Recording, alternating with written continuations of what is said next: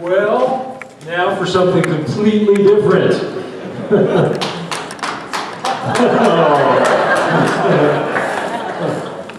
You know, I'm a little bit of a poet too, Wally. So I thought I'd try one out on you. Roses are red.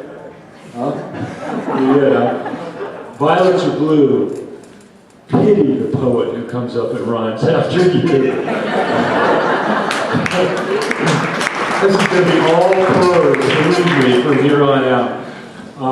I am so honored to be here tonight to get to spend a day and a half with you folks. So inspired by that day and a half, and particularly glad that you invited somebody up from the coast to share this 40th anniversary with you, because you folks up here and we down on the coast have some really important work to do together right now that we can't do individually in our states. And I was reminded of that so powerfully today sitting in Ann Hedges' group. She had everybody going, and for good reason, because we have formed a partnership between people working on this issue on the coast and all the way up the line and all the way to the mountains and all the way to the mines that is beginning to produce a whole different kind of energy, a whole different set of results. And I want to tell you that that is a globally significant opportunity to change the course, not just of our energy history, not just of our energy future here in the Northwest, but of the future of humanity's effort to get its arms around climate change. And I'm going to talk about that a little bit. But first I wanted to just tell you a little story on, just to give you an idea of the relationship of our work on the coast, and tell you a little story about my work on the coast. I commute to work by bicycle because I like to breathe every day, because it's the only reasonable way to get around Seattle anymore. And I was going to work one day, and the first thing I had to do that day was a presentation at the downtown office building. It was close to the Y where I worked out, so I parked my bike at the Y, and I take my two big bike bags. One of them's full of my computer to do my presentation, and the other one's got my gym clothes in it. It's a couple blocks away from where my presentation is. Take them off the bike and start walking down the street, and kind of got these overstuffed bags, so I'm sort of waddling along, and I'm a little late, as I usually am, and a little harried, and I'm walking along, and this guy who's sitting on the sidewalk pops up and starts walking along next to me. He says, "Hi, how you doing?" And I said, "Hi, good, I'm kind of on my way here, I'm a little late, kind of half trying to brush him off," but he keeps walking along with me. And he looks at my panniers, and he kind of looks kind of quizzically at me, and what's this guy doing? And he says, "So, what do you do for work?" And, for somebody who does what I do, working on climate all the time, actually turns out to be a little bit of a hard question, because most people think you really can't do anything about climate change. So if you tell them, well, I spend all my time working on climate change, they either think that you're delusional, or they think that you're self-important, or, at worst they pity you. So it's always a hard question, but I'm over that, so I tell them the truth. I say, I work on solutions to global warming. And you can see the look on the guy's face. It's okay, bike dude's here to save the world, right?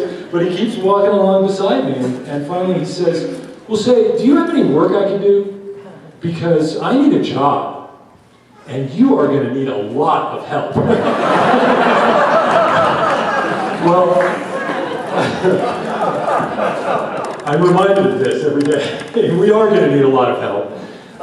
And it's not just, we would need a lot of help just to stop coal export and stop all the things that Roger listed that we have to stop. But more than that, we're going to need more help than that, because at the end of the day, it's not going to be enough to stop those things. We actually have to prove and demonstrate that we've got a better idea.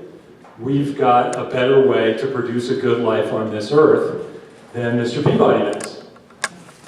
Well, the good news that I think every single person in this room knows in their heart is we do have a better way to produce a good life on this earth than Mr. Peabody does.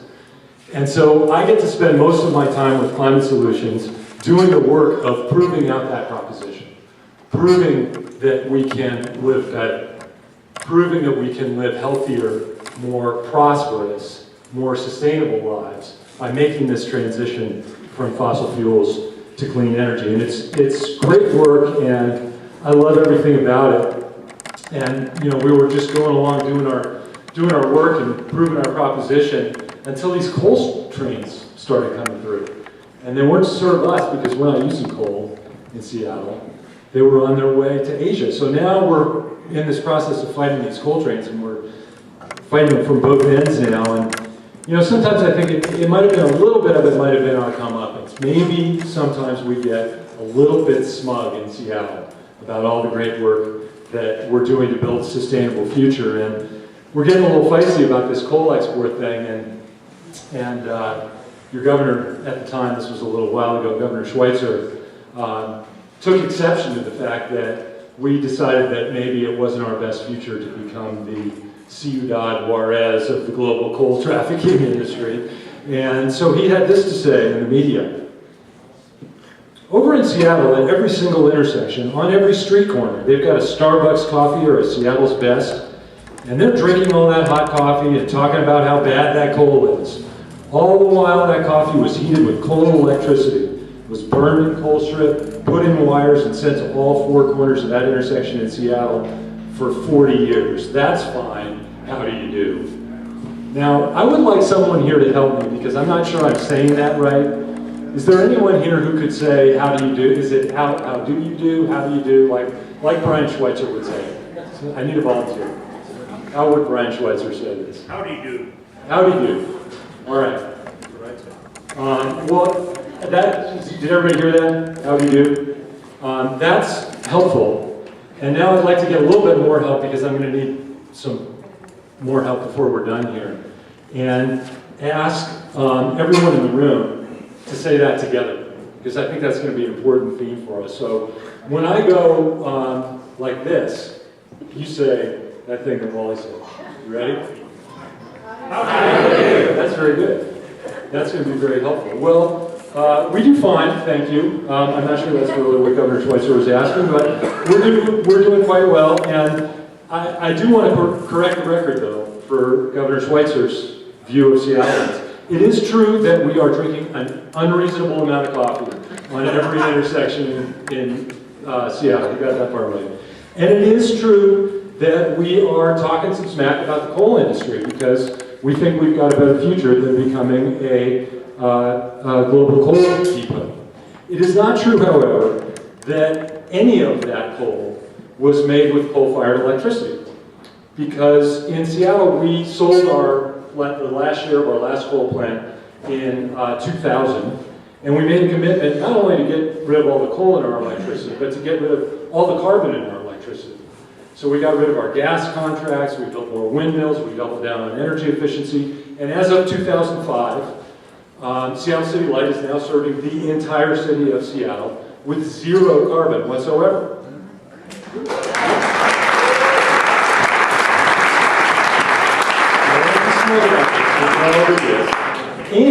And we have the cleanest, not coincidentally, we have the cleanest air and some of the cheapest power in urban America. It's good. What's that? What about the salmon? The salmon, I understand the... Where's it coming from? What's that? Where's that cheap power coming from? It's coming from wasting less. Some of it's coming from hydropower, but it's coming from the Skagit River where the salmon runs are doing great. Salmon, this isn't an advertisement for hydropower, none of it's perfect. But it is all carbon-free. And we have a challenge to make that transition to carbon-free power systems. We have to do it without killing salmon. We got to do it in ways that protect our other values, but we got to do it. It's not an option anymore. So we are powering past coal, not only in Seattle, but throughout Washington. We just achieved agreements in Washington and Oregon to close the last two of our coal-fired power plants. In Seattle, in Washington, we were able to do it with the unanimous agreement of the workers at the plant, the local community, the company that owns the plant, the utilities, the legislature. The vote in the legislature was, I think there were only 3 dissenting votes in the whole legislature. And I'll tell you, that would not have been possible, that kind of agreement on where we're going together, would not have been possible. Yes, without a lot of great organizing and lawsuits and all that, but it would not have been possible had we not spent the 20 years before that proving that we've got a better way to meet our energy needs that work. And none of that, by the way, was building new hydropower. Over the last 20 years, the vast majority of what we've done throughout the Pacific Northwest to meet our future energy needs is to waste less. We have saved now 5,000 megawatts of electricity through the energy efficiency work that MEIC has been so instrumental in here and that people have been doing throughout the region. That's almost 5 times as much power as Seattle uses. And because we saved all that power, we're paying $2 billion a year less on our electricity bills. This is not, as Avery Lovins likes to say, a free lunch. It's a lunch we get paid to eat. There is a better energy future that wastes less and produces clean energy that is no more costly than the fossil fuel future we have now. And we were just hearing today in Ann's group that the energy efficiency, of course, is way cheaper than coal strip. And the Judith Gap wind is coming in way cheaper than coal strip. We can do this and we can win, and so we are powering past coal as fast as we can. And I gotta tell you, working at Climate Solutions is so much fun because despite the failure of Congress to really grab this by the horns, the solutions just keep coming. We keep finding out every day about people who are making new solutions work, people who are deploying old solutions, people who are changing their technology, their lifestyles, their transportation modes, their energy sources in ways that have them living better, healthier, more prosperous lives and reducing their carbon. The clean energy revolution is happening. It's making us healthier. It's making us more prosperous over the long haul. And I gotta tell you, I am more and more feeling like it is making us freer. It has the ability to make us freer. I grew up as a kid in Los Angeles, and I got my driver's license in Dallas, Texas. And when I was getting my driver's license, a car was freedom. A car was manhood. A car was sex, really, when I was growing up. I mean, it was absolutely the key. I remember standing in the driveway with my dad, and our cousin Ronnie came over to show us his new car. It was an old Scorn Auto. And he came and, the guys, oohed and awed around the car and looked at it, looked under the hood and saw all the horsepower and all that. And Uncle Ronnie left after a while, and my dad was standing there in the driveway right next to me. And he's waving to Uncle Ronnie and smiling, and in a voice that only I could hear with his arm around me, he said, "Our car could suck the doors off that thing." And this was my initiation into manhood with my dad. Well, so I was a car nut too growing up, but I have to tell you, and I know this isn't the same in Seattle and Montana, but when I have to get in a car now in Seattle, I feel profoundly unfree. I gotta pay through the nose to buy the car, I gotta pay through the nose for the insurance before I ever turn the key. And then I gotta sit in traffic, and then I gotta pay through the nose to park the damn thing. And then to add insult to injury, I've got to pull up to the gas pump and watch that damn thing roll by with all the money that I'm sending out of my pocket. And where is it going? It's going to Exxon. It's going to the Koch brothers. It's going to buy junk climate science so we can't get a decent climate policy passed in this country. It's going to buy a Congress that won't even acknowledge the objective reality of the science. I mean, I have to tell you, this is not just a threat to the climate. It is a very serious threat to American democracy. The fossil fuel industry spent more money, the Koch brothers alone spent more money on the last election than the entire McCain campaign spent in 2008. And you could say that they didn't reach their objective in some ways, but they still hold a firm grip on a Congress that uniquely in the developed world will not pass a rational science-based climate policy. They're getting their money's worth out of it. So when I don't have to go to the gas pump, when I see another solar panel, when I see another transit, when I see another electric car, and now they've got electric pickup trucks coming out, I feel not only safer, not only like we're moving on climate solutions, I feel freer. And I think it's going to be a very important part of hanging on to American democracy to free ourselves from the grips of fossil fuel dependence.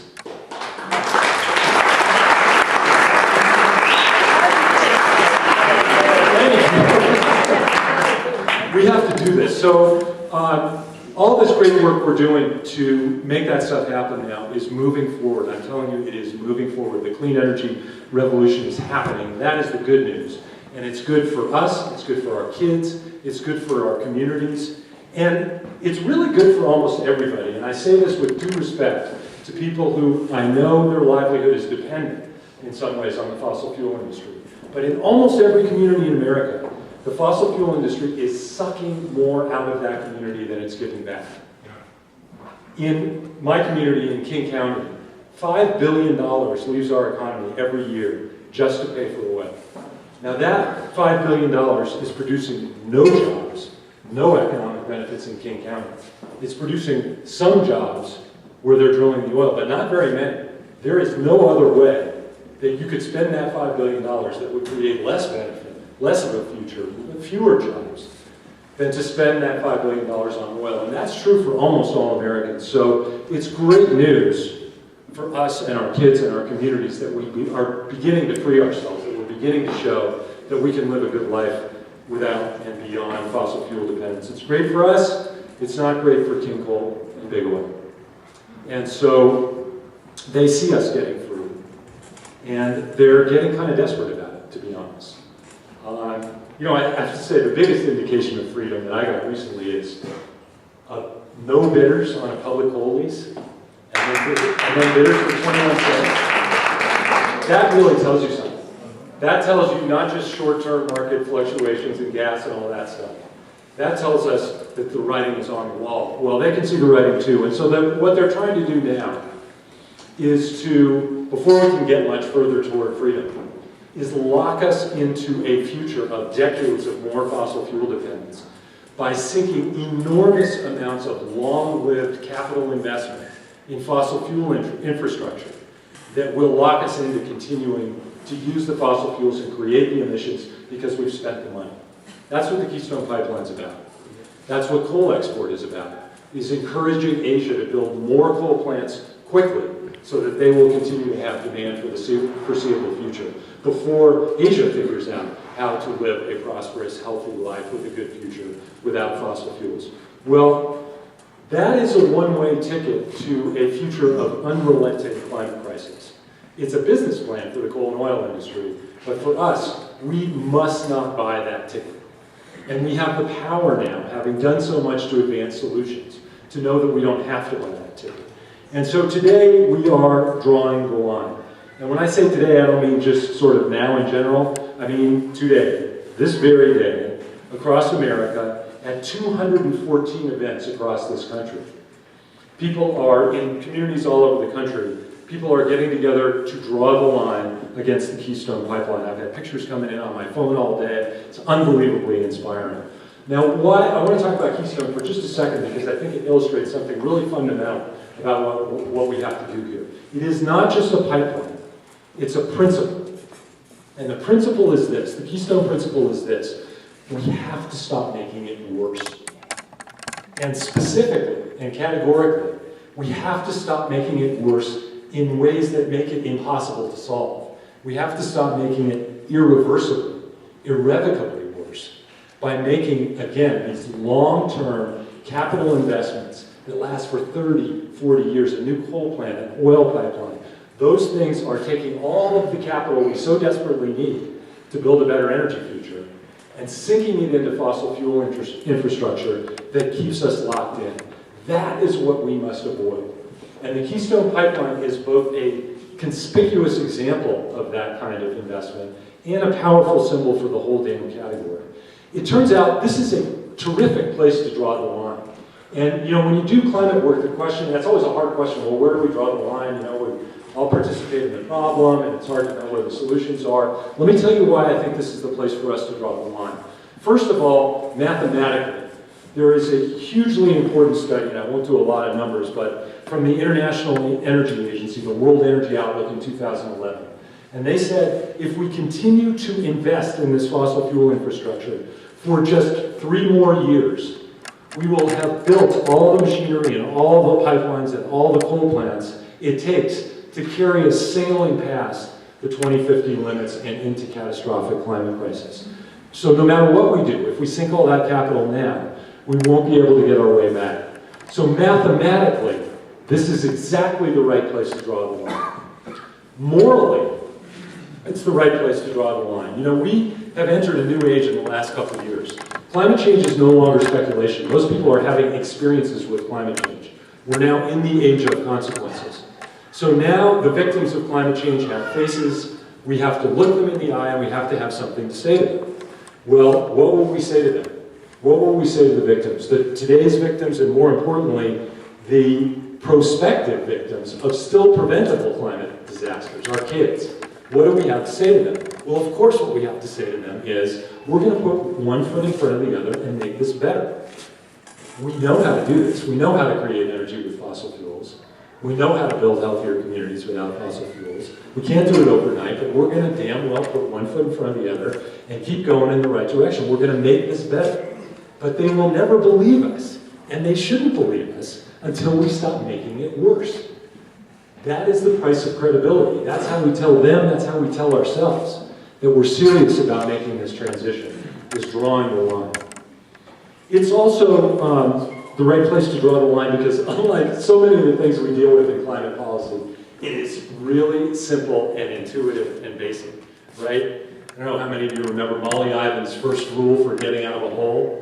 Stop digging, right? You know, I mean, this stuff is not that complicated. There was another great study done about a comprehensive global climate plan called Design to Win. And the first chapter was titled, Don't Lose, right? So, I mean, we know that we got to do a lot of things to win over a long period of time, but right now is the decisions we have to make to not lose, so we have an opportunity to do all those great things over the coming decades, so that we can win this game. And I think it's a good place to draw the line because it helps us address this fear that I know we all have, and I heard some of it today, that it's too late. That this thing's too far along, that we can't drive the solutions fast enough. And I know we all have that fear, and there's good reasons to have it. I mean, there's some damage in the pipeline. It's too late to completely avoid climate change. But it's not too late to avoid the worst. That's the good news from those IEA numbers. It's only too late if we keep making it worse today. If we stop making it worse today and just make it better, not overnight, just one step in front of the other, we can actually get to where we need to get. Not with zero damage, but without the worst kind of catastrophe. But if we keep moving in the wrong direction, you know, we need to steadily move in the right direction, not at the same time as we're moving in the wrong direction, because you can't get there that way, right? We have to move in the right direction instead of moving in the wrong direction. And that is ultimately what's going to get us there, and that's why this principle, I think, is so important. And you know, the thing about climate solutions, I love climate solutions, not the organization, but just the ideas. I love the cleaner air. I love the healthier communities. I love my bike. I love the transportation choices. I love that I'm not going to bike everywhere, so I'm going to have electric vehicles available. I love how it helps us build a fundamentally healthier future. But the thing about the solutions that I don't love is they're slow. They are so damn slow. I mean, it's incremental. We cannot do this overnight. Right? And sometimes we beat ourselves up about this. You say, oh, well, how can we draw the line when every time I go to the grocery store and buy an imported banana, I'm feeding the machine, so I'm part of the problem, so who am I to draw the line against the Keystone Pipeline or an investment or a coal export? Well, we don't have to beat ourselves up every time we drive to the store. We can change our technology and our transportation systems over time in a way that helps us build a healthier future. If we stop making it worse now, if we do that simple commitment to not dig the hole deeper.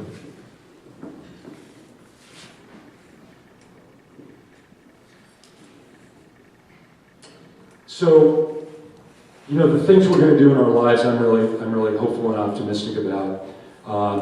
But the investments that we have to stop making now are really an enormous challenge. And I'll tell you, I have never been more pumped about that challenge. I thought, when this coal train started rolling into Seattle, I thought we were doomed. I thought this picture of $7 trillion worth of coal sitting on a hill over my head, and how the hell am I going to stop that from rolling down? But I'll tell you what, people are coming out of the woodwork to oppose it. It is so clear to people in communities all up and down the line that this is not our best future.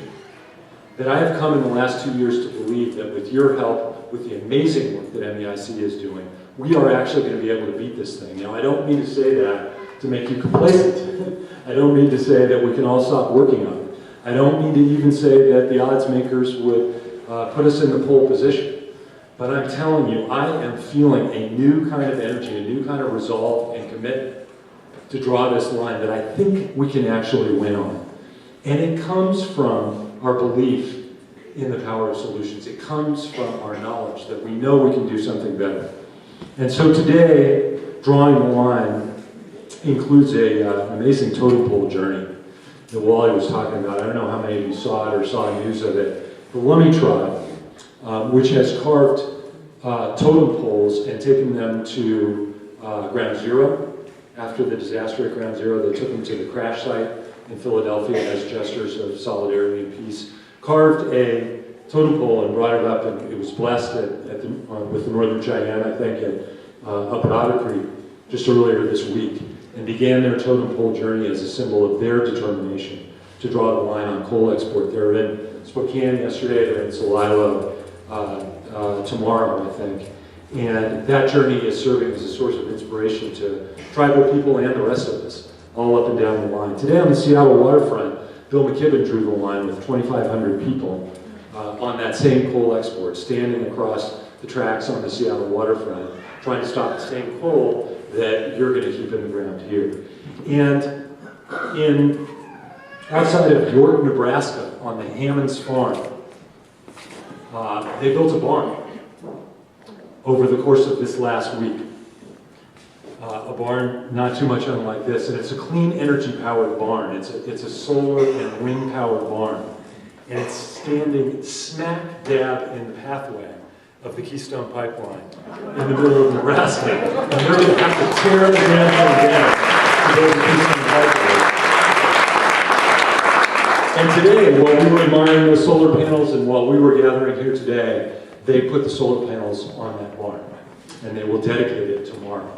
And it's a symbol, it's such a powerful, awesome symbol. I wanted to get a picture, I've got pictures on my phone if anybody wants to see, of their determination, not just to stop the pipeline, but to use the power of their belief and their understanding and their commitment to building a better way to ultimately stop that pipeline. And I think that symbol is going to be irresistible. You know, it's one thing when we stand in a protest in front of a pipeline or a coal terminal, and we've got to do that, but stand there with their barn and their solar panels. I just want to see who's going to have the gumption to try to take that thing down. Well, I can't tell you how inspired I've been to be with you all over these last few days. I just feel so honored to be, you know, as someone who's, you know, not part of this community most of the time, to be part of this celebration and to be in this barn and to draw the line with you all because of all the people I have ever worked with. Jim and Ann and MEIC have taught me more than anybody about the power and integrity of drawing the line and putting solutions where those problems used to be. It's such an amazing legacy, such a powerful organization, such a simple core proposition. I mean, it's lean, it's small, it's efficient, it's direct, it's unpretentious, and they are getting the work done. And I'm just so glad to be a part of it, and so glad to be in Montana. You know, I hiked up Mount Ascension this morning, and I've been feasting on Carla Potter's unbelievable heirloom tomato salsa for the last 2 days, and just getting reminded in this incredibly powerful way that, you know, this idea that we can build something better together and we've got our eyes on the better prize is so tangible, so powerful here in Montana. So good to be a part of it. Well, I thank you all.